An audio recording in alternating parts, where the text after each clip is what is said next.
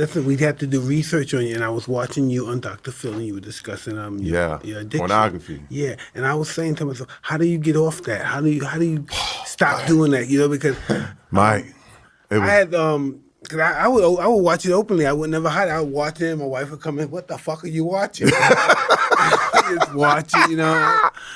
And then when he was expressing that he was hiding, I said, "Why? Why did he hide from it?" You know, why did he hide, you know? See, man. Let me tell you something, man. Mike, I knew I had a problem, dude. I was like, because the thing is, people say, man, look, pornography. Hey, man, it's natural. Like, I'm a man, so it's natural. I don't know. No, that's interesting. I have to comment on that. But that's what people say. They say it's natural, right? Because I don't know, because I want to do weird stuff with my wife. My wife looks at me weird sometimes. I want to do some weird shit. You know what I mean? And I guess that freaked her out a little bit. I tell stop watching it. Stop watching it because I know she was stuck. And I guess my son or somebody one day came by, used my phone and saw porn on the phone and shit. So I just had to stop. We got really out of hand. Dude, first of all, and I got tired of my dick was always scabbed up from jerking off. I always getting the skin off my dick. My skin is all peeled off, man. I fucking can't fuck, can't do nothing. It's all sore. Hey, man. Fuck. First of all, listen. There'll never be enough porn to satisfy you. Yeah, there'll never be enough. It's not healthy. Yeah. It's not. But, hey, man, look, there's never enough. Yeah. I remember, like, man, you could spend 3 hours looking for the perfect image. It's real dark. You see somebody smacking somebody and choking somebody. I saw that. And then you feel like, whoa, did I watch that?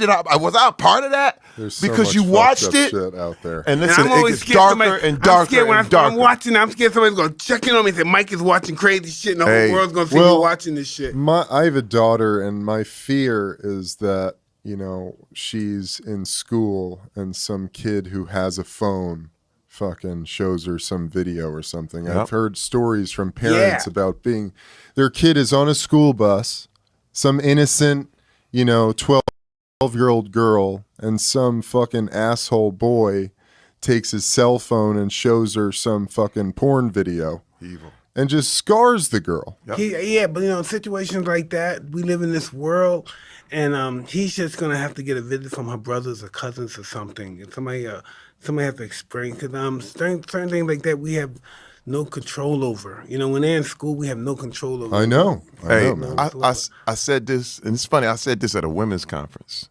which blew everybody's mind.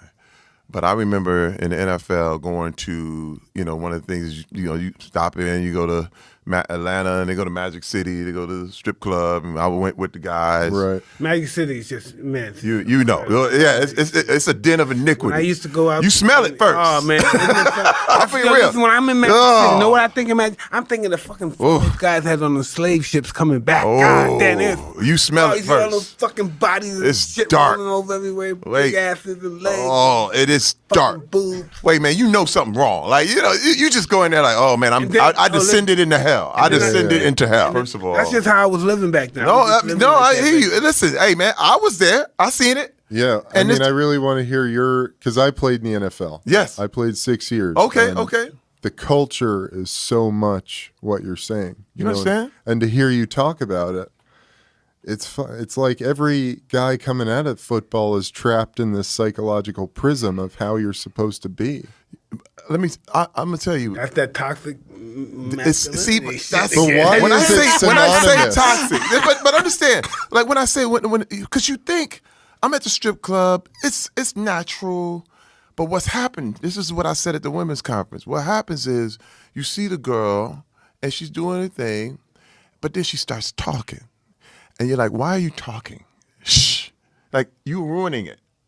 And don't talk about your bills or your kids or hey, shut up. You know why? Because she's becoming a human.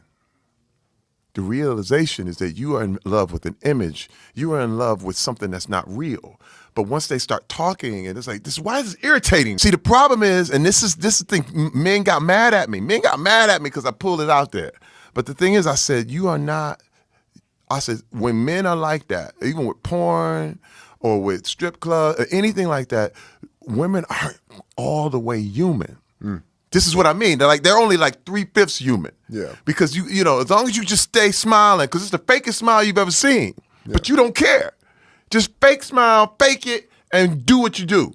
But the thing is that when somebody's not human, you can do anything you want to them. It's a fantasy. Yeah, You can do the same way with anything. slavery. You know, they dehumanized them. 3/5 human. You know, but they're not human. This is not pain. This doesn't hurt them. And that's how No, we look they at can be women chained like up in the that. cold, no problem. And yeah, No. some women people do look at women like that. And listen, what's happening now, like we did the Gillette commercial about, toxic about that. masculinity, the whole thing, and men flipped out. They were like, oh man, they don't be telling us what to do and the whole thing. But all I can really compare it to, because all we're saying is just be good, be a good guy. That's what the Gillette commercial was. It's like, hey man, be a good guy. Yeah. Just don't dog people out. People got mad. Me was like, fuck you. Fuck you. I ain't being no good. No, I believe in humanity. I know. I believe in humanity. Well, and I men- believe people want to do good. I believe people want to do good, but some people just can't do it. What? But this is the thing. This is People the wanna thing, do it. I Mike. don't believe everybody's bad, but just some No, people no. And let me can't tell you, do they're it. not. There are no evil people. There's only evil thinking. That's it. If you think evil, you are evil. But once you start thinking good, all of a sudden, you're just good.